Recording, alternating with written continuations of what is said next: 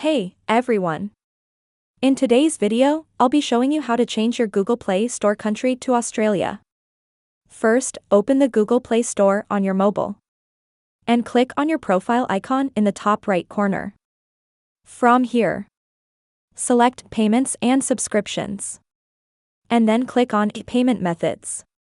Scroll down and tap on More Payment Settings. This will open in your browser. You might need to sign in, but if you're already signed in, you're good to go. Now, tap the three lines in the top left corner. And then head over to Settings. And then look for the Country or Region option. And click on the Edit pencil icon. To change your country, you'll need to create a new payment profile. Tap Create New Profile. And then click on the Continue.